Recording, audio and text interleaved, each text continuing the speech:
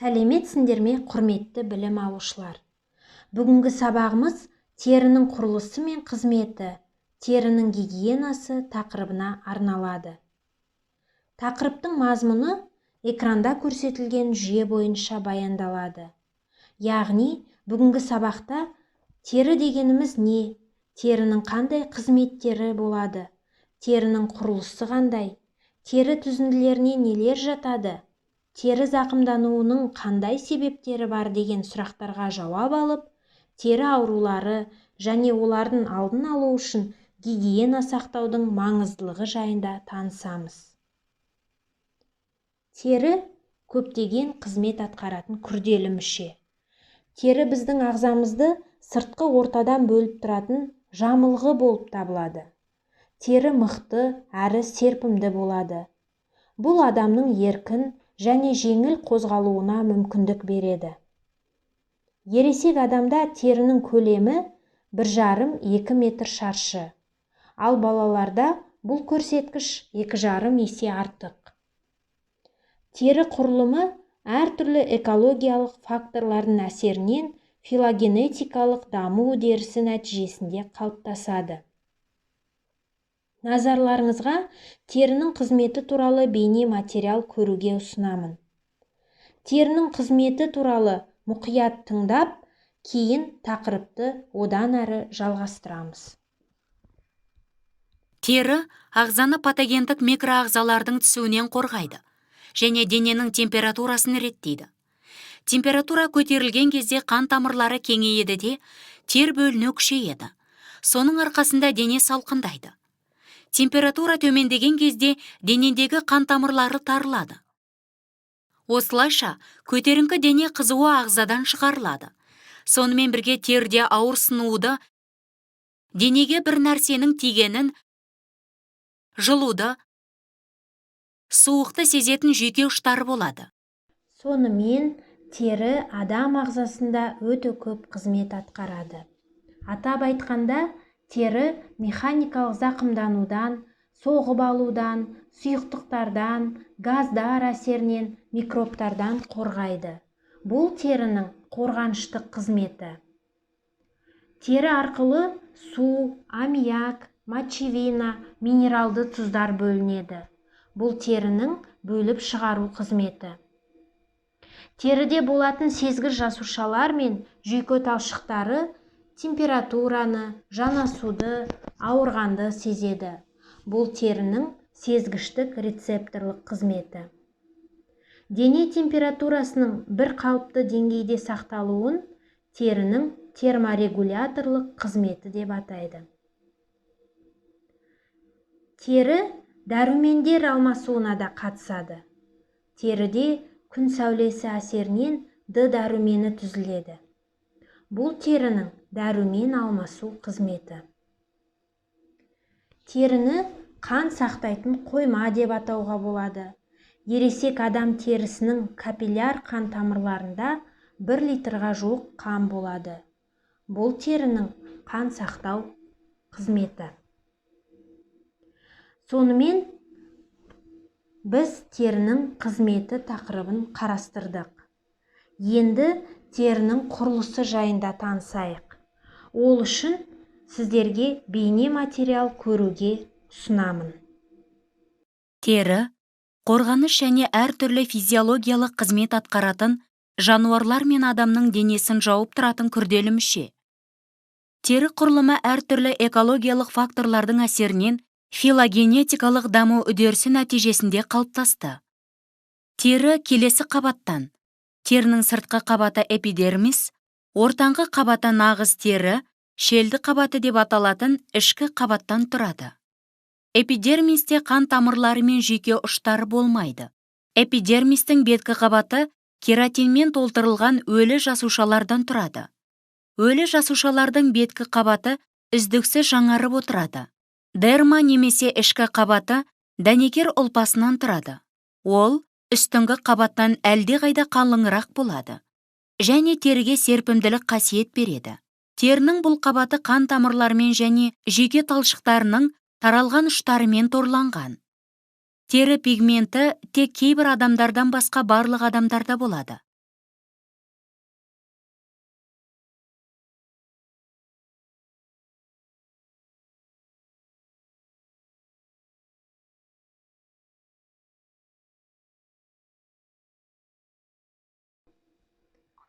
Сонымен бейне материалдан көргендеріңіздей терінің 3 қабатын ажыратамыз. Эпидермис, дерма және шел қабаты гиподерма. Тері құрылысы жайында тағы мынаны айтуға болады. Эпидермис түктермен қапталған. Сондай-ақ эпидермис дермада орналасқан бездерді түзеді. Бұл тері және май бездері. Май бездері шаштың түбін майлайтын майларды түзеді. Майланған шаш пен түктер ылғал мен суықтың әсеріне төзімді болады. Сонымен қатар дерма денені қызып кетуден қорғайтын тер бездерінің қызметін қамтамасыз етеді. Бөлінген тердің булануынан дене салқындайды. Бұл жылу реттеу үдерісінде маңызды рөл атқарады. Теріде сондай-ақ миллиондаған жүйке талшықтарының ұштары орналасқан. Олар ағзаға қоршаған орта жағдайлары туралы хабар береді. Осылайша тері жанасу, сипау, ауырсыну және температураның өзгеруіне жауап беретін сезім мүшесі. Дермада қан тамырлар орналасқан. Олардың негізгі қызметі жасушаларды қоректік заттармен қамтамасыз етіп, метаболизм өнімдерінің қалдықтарын шығару және реттеуге де қатысады. Енді тері түзінділеріне кеңінен тоқталайық. Тері түзінділеріне шаш, тырнақ, денедегі түктер, май және тер бездері жатады. Тері түзінділеріне кеңінен тоқталайық. Тер бездері. Олар шумаққа оралған түтікшелер. Тер бездерінің шығару өзегі терінің бүкіл қабатынан өтіп сыртқа ашылады. Дененің температурасын қалыпты ұстауға, заттарды бөліп шығаруға көмектеседі. Бүйрек ауруы кезінде олардың қызметі күшейеді. Сүт бездері. Тер безінің түр өзгерісі болып табылады. Сүт түзіп шығаратын 15-тен 25 безді бөліктерден құралған. Тек әйелдерде ғана дамыған. Ана сүті бала өмірінің алғашқы жылында негізгі қорек болып табылады. Май бездері. Нағыз теріде түк түбірлінің маңында орналасқан және түк қапшығының бездері болып табылады. Олар мұрын қанатында өте көп. Тәулігіне 20 граммға дейін май бөлінеді. Тер майы шашты, теріні майлап, құрғап кетуден, су жұғудан қорғап, теріге иілгіштік, майысқақтық қасиет береді. Шаш түктері. Алақан, табан, кілегейлі қабықшадан басқа адамның барлық терісін жауып тұрады. Терінің бетіне көлбеу орналасқан. Оған қан тамырларының жүйке ұштары келіп тұрады.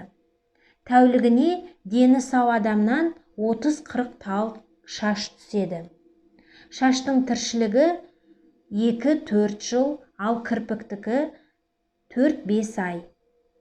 Бастағы шаш жылу ұстағыш қызмет атқарады, ал кірпік пен қастар шаң мен тозаңнан қорғайды. Тырнақ, мүйізденген жұқа пластинка. Олар тырнақ ернеуінде орналасқан және дәнекер ұлпалы талшықтар арқылы саусақтың тырнақ буынымен тығыз байланысқан. Айна 4 мм ұзарады. Саусақ ұштарын қорғап, жұмсақ ұлпаларға тірек болады. Өкінішке орай, адамның терісі сыртқы факторлардың әсерінен зақымданады. Терінің зақымдануына күйу, үсу, ыстық және күн өту салдарын жатқызуға болады. Күйу. Күйік ыстықтан, қайнаған су мен қызған темірден, оттан және химиялық заттардан болады. Тері күйуінің 4 дәрежесі анықталған. Эпидермистің беткі қабаты зақымданса, бұл күйудің 1-ші дәрежесі. Күйудің 2-ші дәрежесінде тері көтеріліп, сары су толады. Тері жансызданып, бетін қабыршақ басса, бұл күйудің 3-ші дәрежесіне жатқызылады. тері көмірленіп қарая түссе, бұл күйудің 4-ші дәрежесі. Күйу кезінде көрсетілетін алғашқы жәрдем. Химиялық заттар күйдірсе, күйген жерді салқын сумен жуу керек. Егер денені қышқыл күйдірсе, ас содасының ерітіндісімен жуу керек. Сілті күйдірсе, онда сірке қышқылының ерітіндісімен жуады. Содан кейін зардап шеккен адамды ауруханаға жеткізеді. Күйудің ең жеңіл түрінде бейнематериалда көрсетілген әрекеттерді орындауыңызға болады.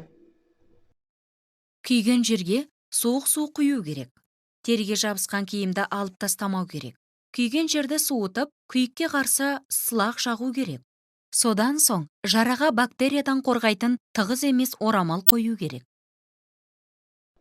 Үсік шалу да адам терісін зақымдайды. Терінің аяздан, үскірік суық желден үсікке шалдығуы үсу деп аталады. Үсу де күйік тәрізді сыртқы әсерлерден болады. Негізінен үсікке адам денесінің ашық жерлері шалдығады. Көбінесе адамның беті үсейді. Кейде киім жұқа немесе аяқ киім тар болса, аяқ қолының басы, саусақтары үсейді.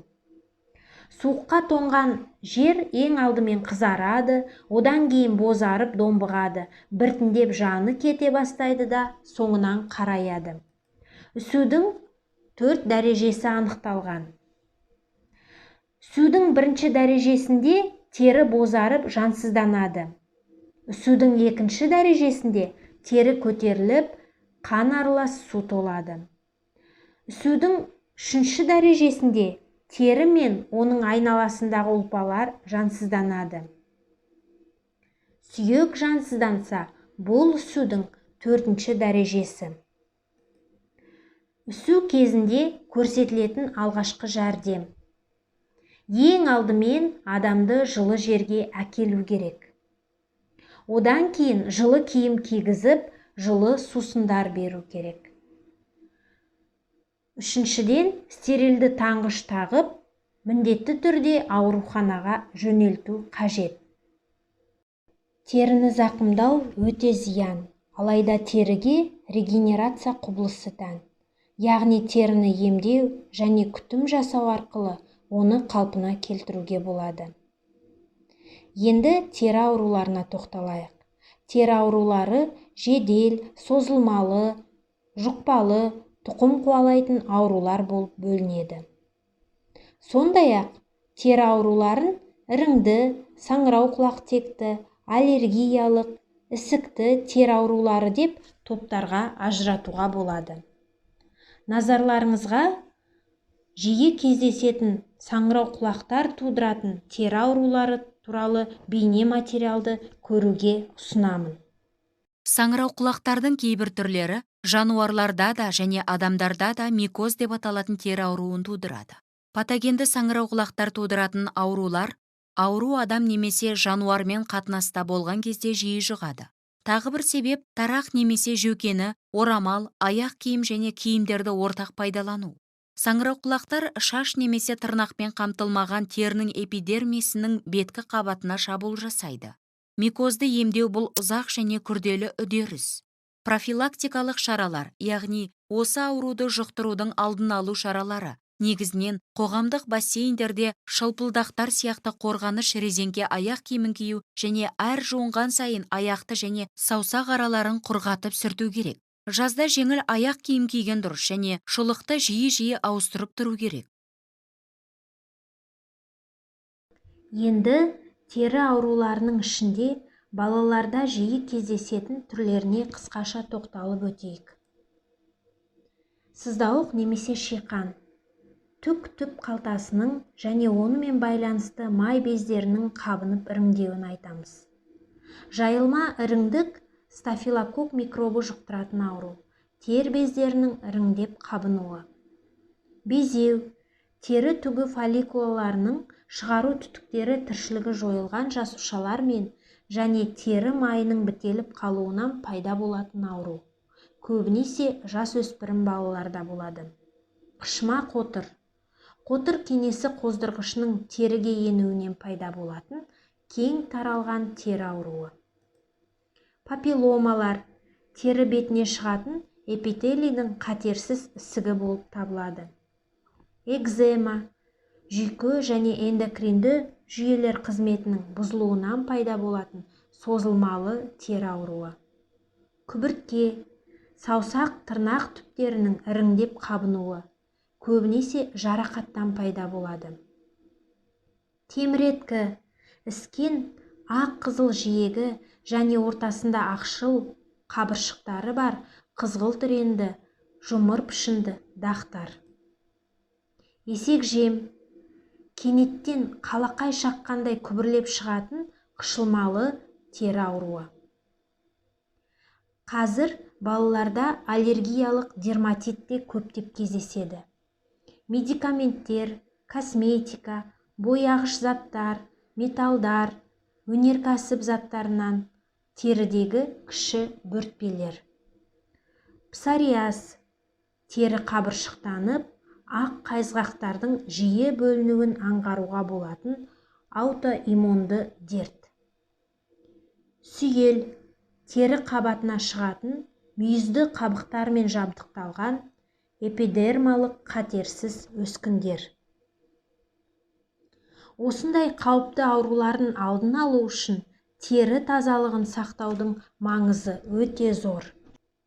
Ересек адамдарға қарағанда баланың терісі нәзік, жұқа келеді және оңай жарақаттанады.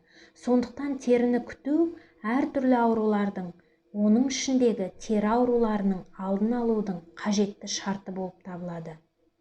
Терінің бактерицидтік, яғни бактерияны жою қабілеті бар екендігі анықталған. Бұл мектеп жасындағыларда айтарлықтай күшті байқалады. Баланың тері күтіміне қатысты мынандай мәселелерге көңіл бөлу керек. Баланың терісі үнемі таза болу керек. Сусабын пайдалану арқылы су рәсімдерін, яғни ванна, душ, монша қабылдауды жүйелі жүргізу керек.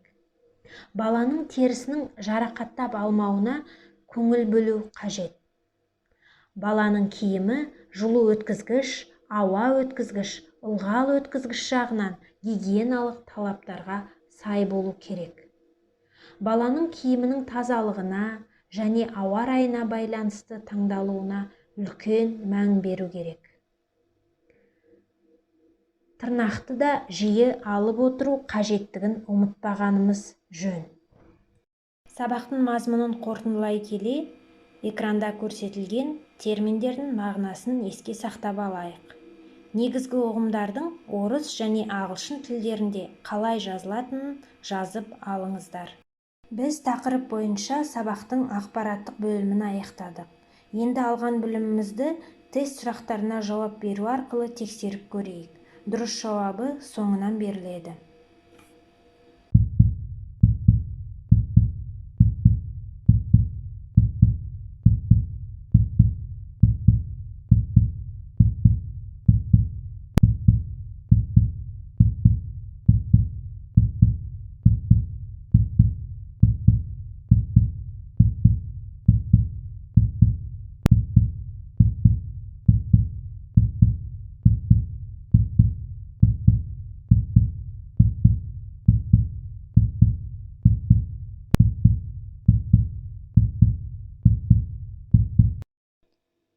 Тест сұрақтарына жауап беріп болсақ, жауабымызды тексерейік.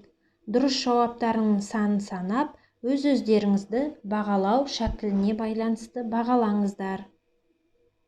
Сабағымыздың оқу мазмұнын бекіту үшін өз бетімен жұмыстың бірнеше түрін ұсынамын. Бірінші, бейне сабақта берілген оқу материалымен толық танысып, жоспар бойынша қысқаша конспект құрыңыз. Екінші, негізгі ұғымдардың түсініктемесін жазып алыңыз. Үшінші, тері аурулары тақырыбында кесте құрыңыз. Бала терісін күту тақырыбында ата-анаға арналған кеңес құрып, SMS хат түрінде оқытушыға, яғни маған жолдаңыз. Сабағымызды тері туралы өлең шумақтарымен аяқтайық. Тері сезім мүшесі, маңызды оның үлесі. Сол арқылы білесің, сезіп затты ыстықты, қатты, жұмсақ, суықты. Тері дайым дұрыстап, қызуыңды реттейді. Зиян, микроб, вирустар ағзаға одан өтпейді. Сау болыңыздар, тері тазалығын сақтауды ұмытпайық.